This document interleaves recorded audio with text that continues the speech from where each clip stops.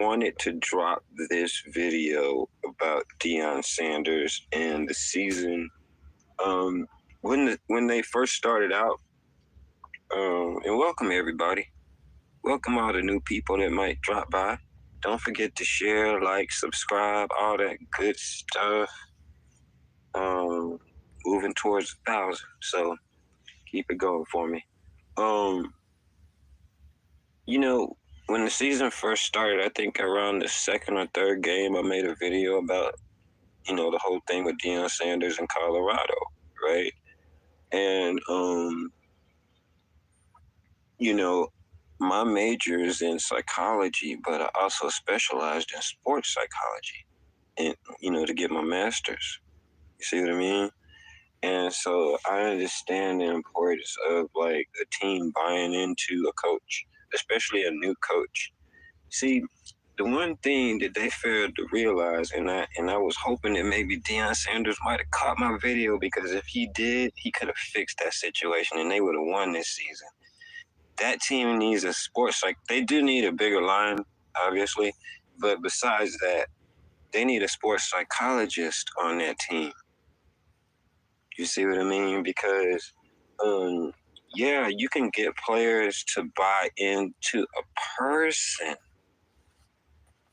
right? You can do that, and we've seen that happen. For instance, I'll give you another great example. When Michael Jordan was working with the Wizards, right? See, those people have bought into that person.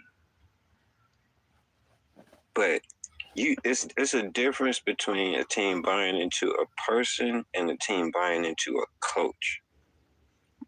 You see what I mean?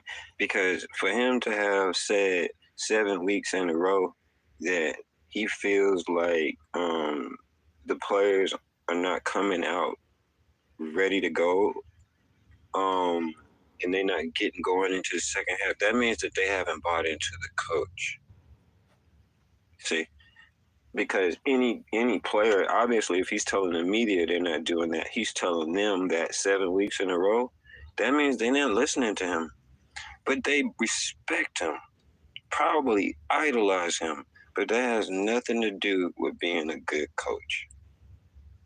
You see what I mean? Just like when Michael Jordan was trying to do his thing, had nothing to do with how much those people idolize it or respect him.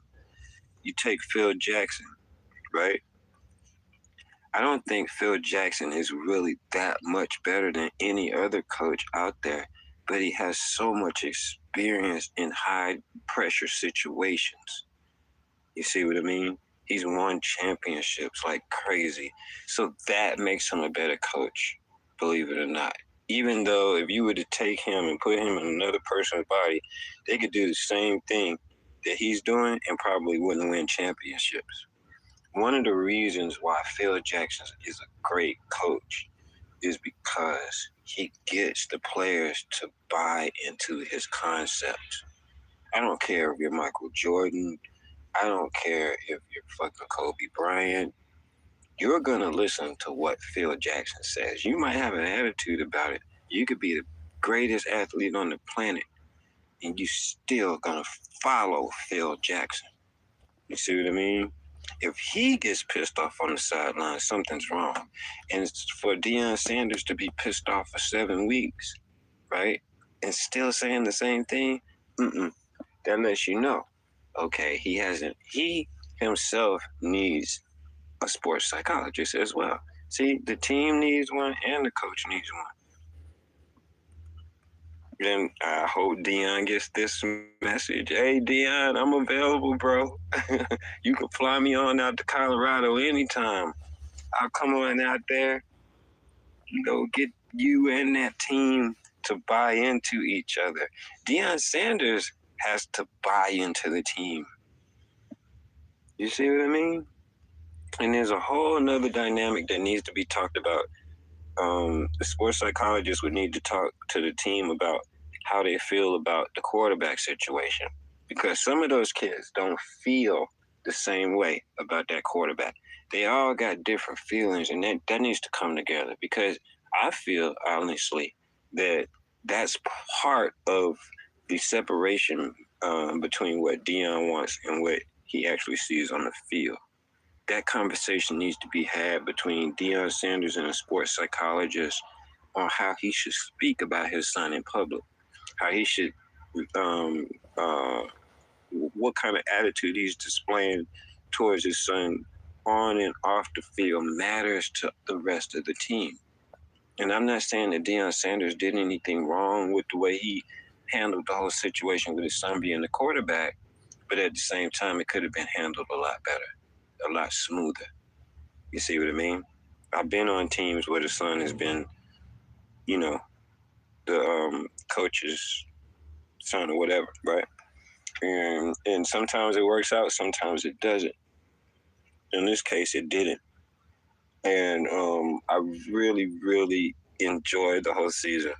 This is the first college season that I've been back watching college football.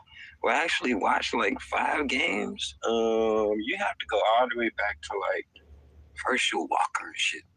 Because I stopped watching college football. Then I stopped watching football altogether and just became, I was just all NBA. But this season was exciting for me to get back into football just to watch those few games. I'm going to definitely be, I have somebody to root for now. You know what I mean? Like Deion Sanders, I think brought a lot of people to the game, to college football. And I was glad I enjoyed the season. And I can't wait to see what he does next. Because I know Deion is not about that losing. You see what I mean? That's just not going to happen twice in a row. That's not going to happen. So I wanted to drop this video. And once again, Deion Sanders, if by some crazy, wild coincidence, this video ends up on your computer, I want you to leave me a comment, okay? And some kind of way that I can get in touch with you. And I would love to come talk to your team and be the sports psychologist for Colorado. I played professional sports myself. I was a professional tennis player, so you can imagine what goes into that. There ain't nobody to blame. You can't blame nobody when you play tennis. And like I said, hey, hit me up, Dion. I'm Ramo Retrac, the baddest man on YouTube.